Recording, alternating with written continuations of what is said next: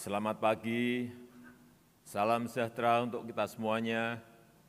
Om Swastiastu, Namo Buddhaya, salam kebajikan.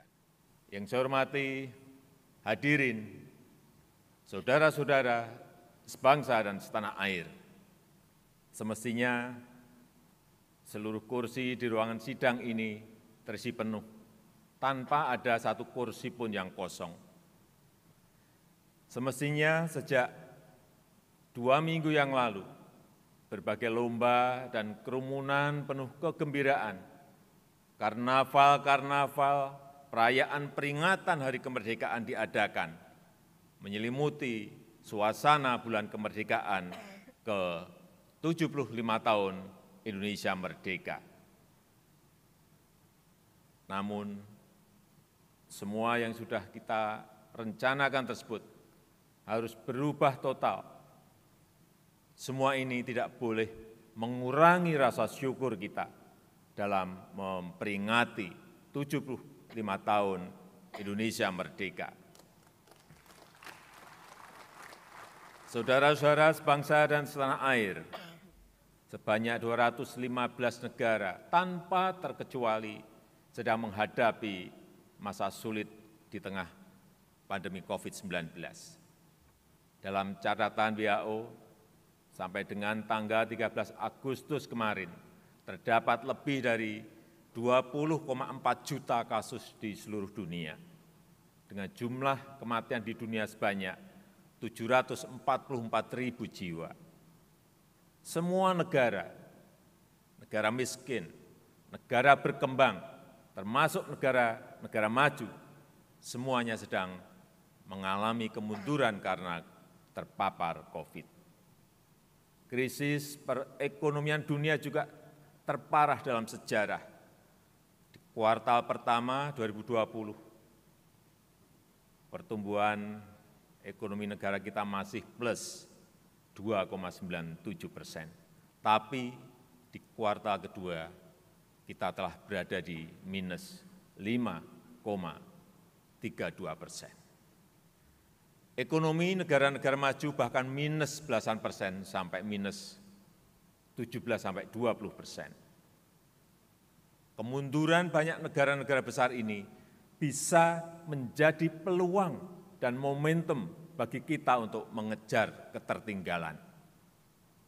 Ibarat komputer, perekonomian semua negara saat ini sedang macet, sedang hang.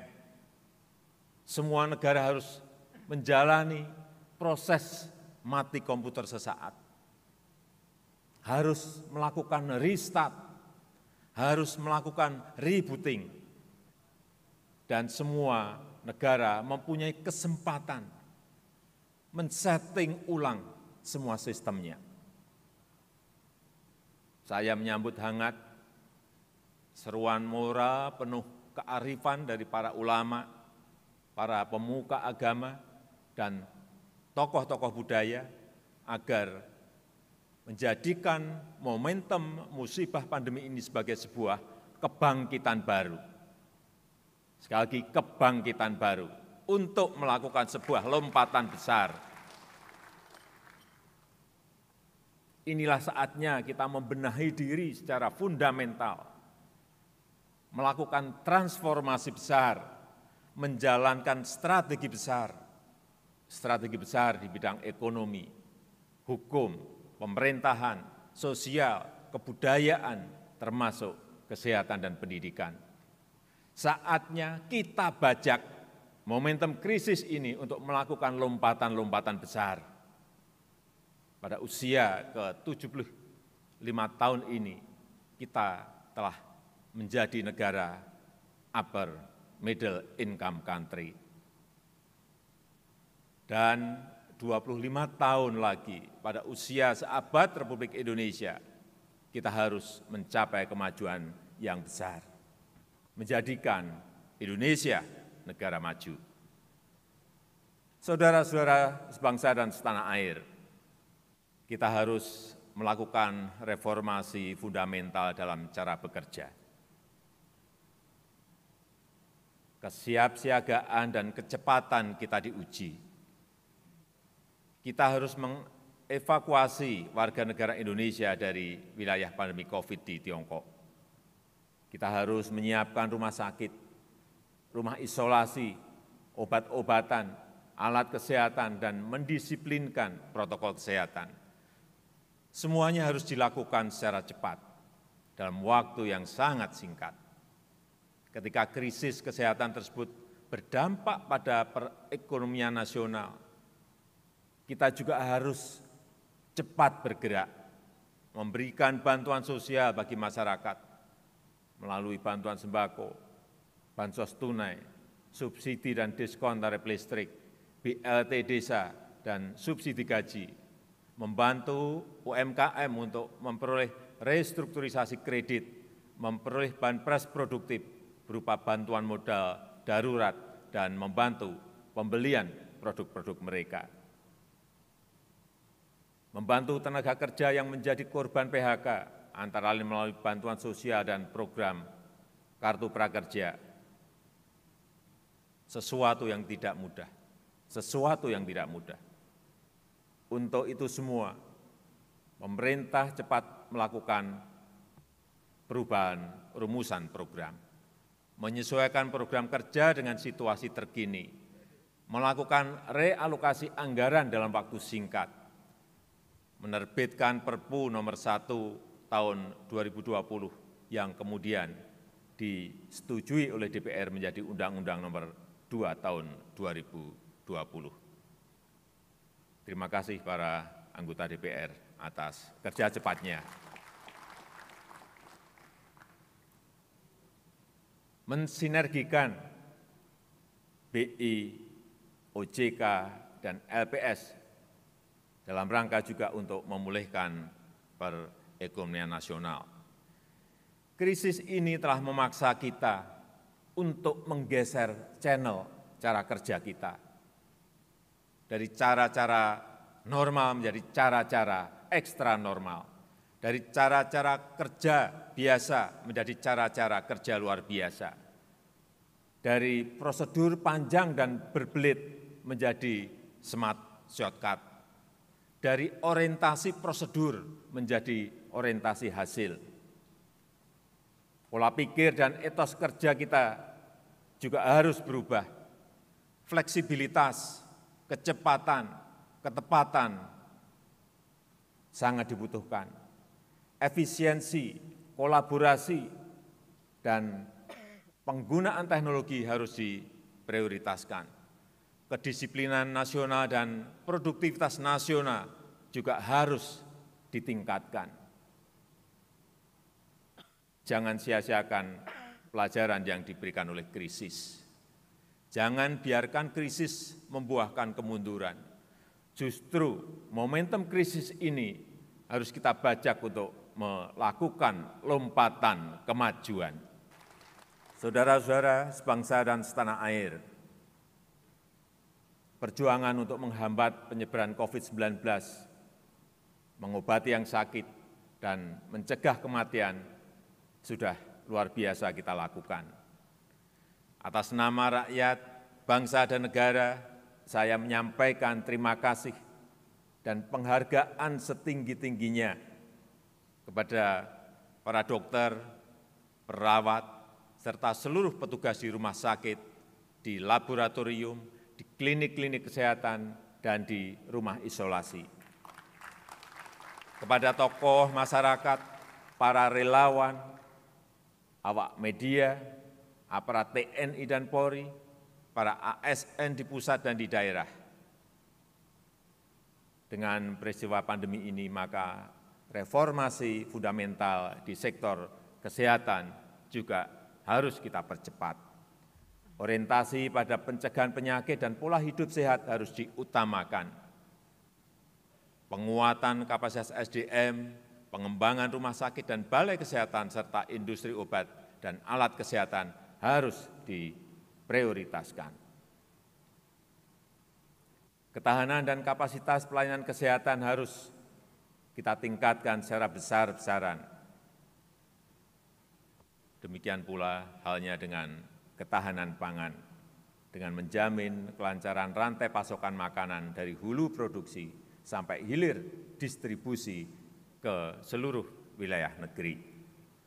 Efisiensi produksi pangan, peningkatan nilai tambah bagi petani, penguatan koperasi, dan metode korporasi petani akan terus ditingkatkan. Food estate, lumbung pangan sedang dibangun untuk memperkuat cadangan pangan nasional. Bukan hanya di hulu, tetapi juga bergerak di hilir produk pangan industri. Bukan lagi menggunakan cara-cara manual, tetapi teknologi modern dan pemanfaatan kecanggihan digital. Bukan hanya untuk pasar domestik, tetapi juga untuk pasar internasional. Saat ini sedang dikembangkan food estate di Provinsi Kalimantan Tengah dan Provinsi Sumatera Utara. Dan akan dilakukan kemudian di beberapa daerah yang lain, yang merupakan sinergi antara pemerintah, pelaku swasta, dan masyarakat sebagai pemilik lahan maupun sebagai tenaga kerja.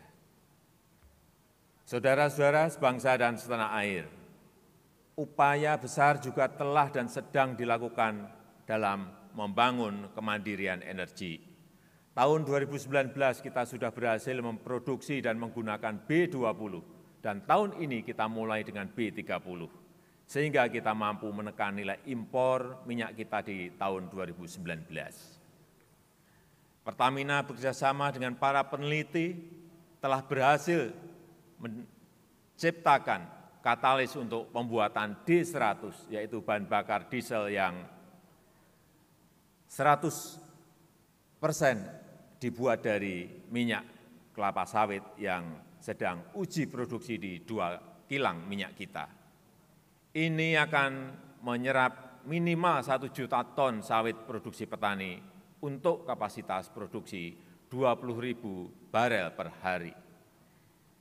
Hilirisasi bahan mentah yang lain juga terus dilakukan secara besar-besaran. Batu bara diolah untuk menjadi metanol dan gas. Beberapa kilang dibangun untuk mengolah minyak mentah menjadi minyak jadi, dan sekaligus menjadi penggerak industri petrokimia yang memasok produk industri hilir bernilai tambah tinggi. Biji nikel telah bisa diolah menjadi ferronikel, stainless steel slab, lembaran baja, dan dikembangkan menjadi bahan utama untuk baterai litium. Hal ini akan memperbaiki defisit transaksi berjalan kita, meningkatkan peluang kerja, dan mulai mengurangi dominasi energi fosil. Hal ini akan membuat posisi Indonesia menjadi sangat strategis dalam pengembangan baterai litium, mobil listrik dunia, dan produsen teknologi di masa depan.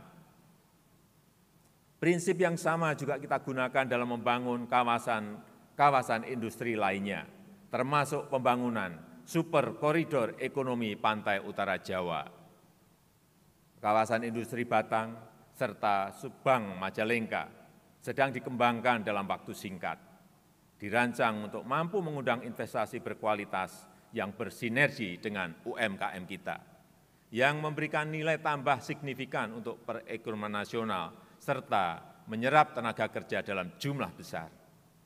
Kawasan industri serupa juga akan dibangun di berbagai daerah di seluruh Indonesia, yang selalu bersinergi dengan kewirausahaan masyarakat dan UMKM, untuk menyediakan kesempatan kerja bagi generasi muda yang belum bekerja, dan meningkatkan pemerataan pembangunan di seluruh pelosok negeri. Oleh karena itu, ekosistem nasional yang kondusif bagi perluasan kesempatan kerja yang berkualitas harus kita bangun. Penataan regulasi harus kita lakukan. Regulasi yang tumpang tindih, yang merumitkan, yang menjebak semua pihak dalam risiko harus kita sudahi. Semua ini kita dedikasikan untuk perekonomian nasional yang adil, untuk kepentingan yang sudah bekerja, untuk kepentingan yang sedang mencari kerja, untuk mengentaskan kemiskinan dengan menyediakan kesempatan kerja yang berkualitas seluas-luasnya. Kita ingin semua harus bekerja, kita ingin semua sejahtera. Saudara-saudara sebangsa dan setanah air, Ekosistem nasional yang produktif dan inovatif tidak mungkin tumbuh tanpa ekosistem hukum, politik, kebudayaan, dan pendidikan yang kondusif. Fleksibilitas yang tinggi dan birokrasi yang sederhana tidak bisa dipertukarkan dengan kepastian hukum, anti korupsi, dan demokrasi. Semua kebijakan harus mengedepankan ramah lingkungan dan perlindungan HAM. Kecepatan dan ketepatan tidak bisa dipertukarkan dengan kecerobohan dan kesewenang-wenangan. Pemerintah tidak pernah main-main dengan upaya pemberantasan korupsi. Upaya pencegahan harus ditingkatkan melalui tata kelola yang sederhana, transparan, dan efisien, dan hukum harus ditegakkan tanpa pandang bulu. Penegakan nilai-nilai demokrasi juga tidak bisa ditawar. Demokrasi harus tetap berjalan dengan baik tanpa mengganggu kecepatan kerja dan kepastian hukum, serta budaya adiluhung bangsa Indonesia. Agenda Pilkada 2020 harus tetap berjalan dengan disiplin tinggi dalam menjalankan protokol kesehatan. Nilai-nilai luhur Pancasila, Negara Kesatuan Republik Indonesia, persatuan dan kesatuan nasional tidak bisa dipertukarkan dengan apapun juga. Kita tidak bisa memberikan ruang sedikitpun kepada siapapun yang menggoyahkannya. Sistem pendidikan nasional harus mengedepankan nilai-nilai ketuhanan yang berkarakter kuat dan berakhlak mulia serta unggul dalam inovasi dan teknologi. Saya ingin semua platform teknologi harus mendukung transformasi kemajuan bangsa. Peran media digital yang saat ini sangat besar harus diarahkan untuk membangun nilai-nilai kemanusiaan dan kebangsaan. Semestinya perilaku media tidak dikendalikan untuk mendulang klik dan menumpuk jumlah like, tapi seharusnya didorong untuk menumpuk kontribusi bagi kemanusiaan dan kepentingan bangsa. Ideologi dan nilai-nilai luhur bangsa tidak boleh dipertukarkan dengan kemajuan ekonomi. Bahkan kemajuan ekonomi jelas membutuhkan semangat kebangsaan yang kuat. Kita harus bangga terhadap produk Indonesia. Kita harus membeli produk dalam negeri. Kemajuan Indonesia harus berakar kuat pada ideologi Pancasila dan budaya bangsa. Saudara-saudara sebangsa dan setanah air, hadirin sekalian yang berbahagia, tujuan besar tersebut hanya bisa dicapai melalui kerjasama seluruh komponen bangsa dengan gotong royong, saling membantu, dan saling mengingatkan dalam kebaikan dan tujuan yang mulia. Demokrasi memang menjamin kebebasan, namun kebebasan yang menghargai hak orang lain. Jangan ada yang merasa paling benar sendiri dan yang lain dipersalahkan. Jangan ada yang merasa paling agamis sendiri. Jangan ada yang merasa paling Pancasilais sendiri. Semua yang merasa paling benar dan memaksakan kehendak, itu hal yang biasanya tidak benar.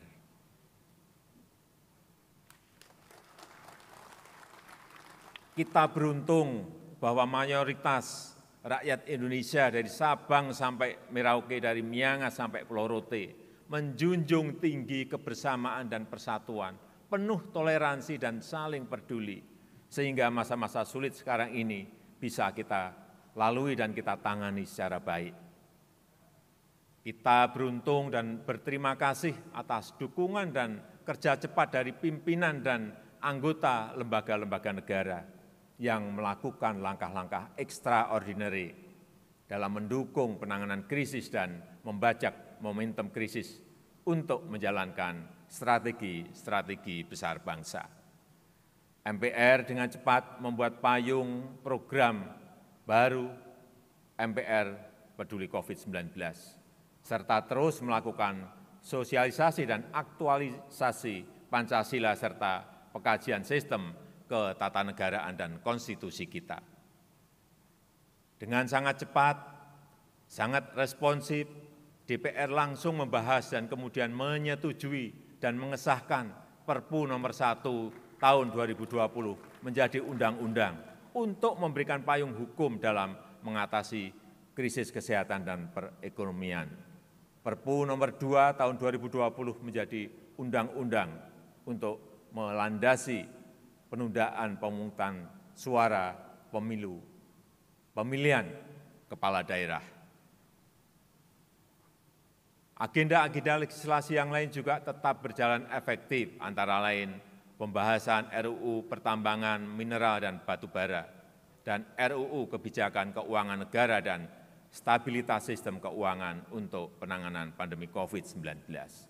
Respon cepat juga dilakukan oleh DPD terhadap permasalahan mendesak yang dihadapi oleh daerah, mulai dari pemberdayaan ekonomi rakyat melalui BUMDes, peningkatan daya saing daerah, dan dukungan penerapan protokol kesehatan dengan menyiapkan 9 RUU usul inisiatif DPD dan beberapa agenda lain sesuai bidang tugas DPD.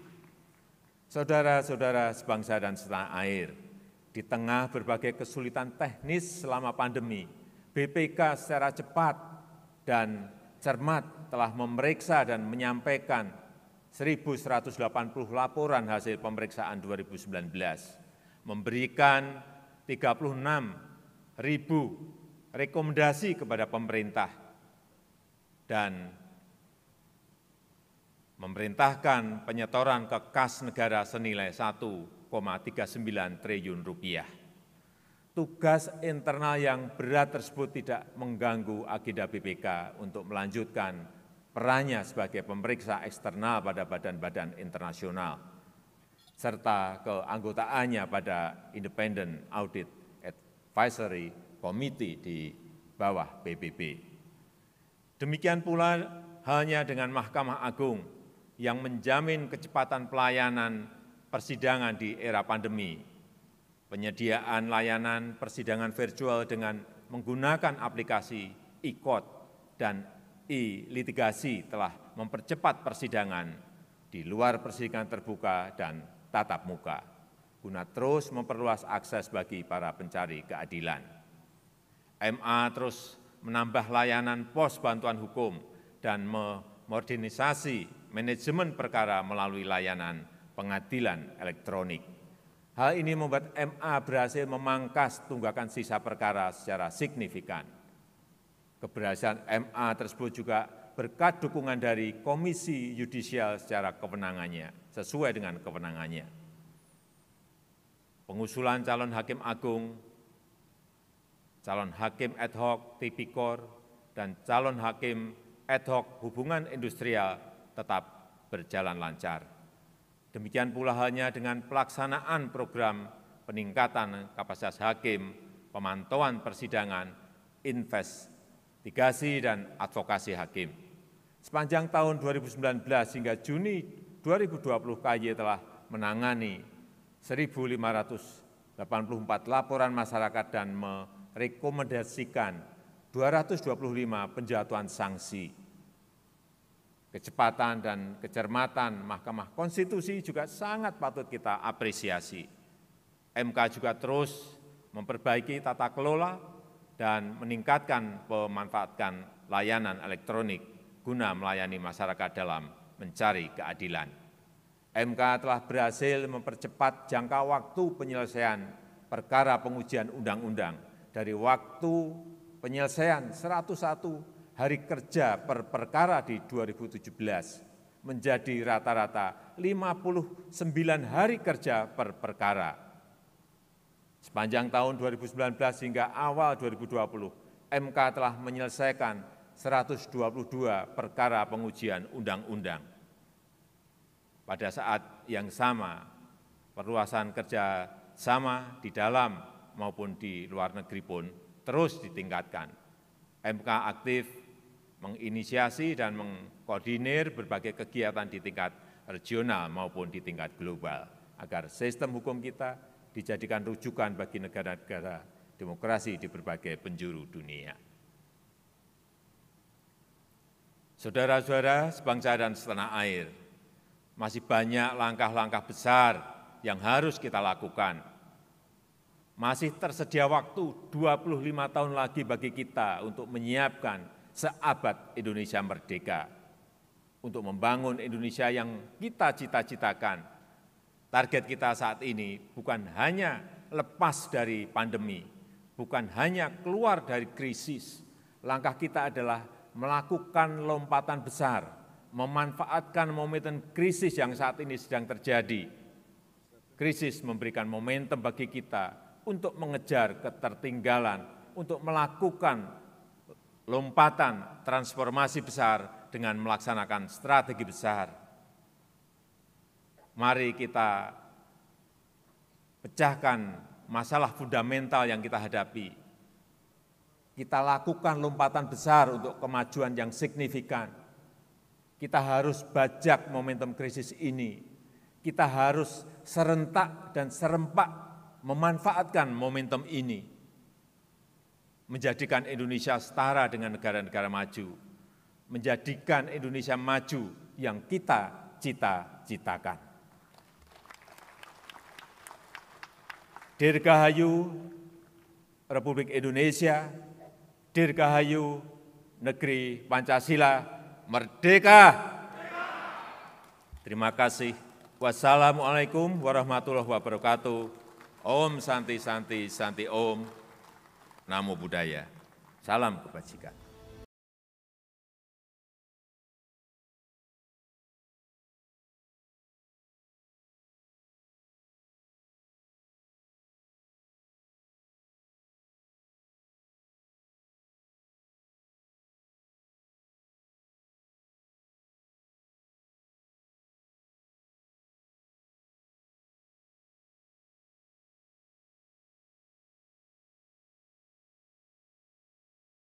Gunakan Presiden untuk kali ini pakaian adat dari Kabupaten Saburai Jua dari salah satu kabupaten di NTT. Ini adalah kerjasama antara Dekranasda NTT ke pimpinan Ibu Juli Sutrisno Leskodat bersama Lepiko Butik yang ada di Jakarta. Saya sendiri dari Lepiko Butik, diutus dari Dekranasda NTT langsung.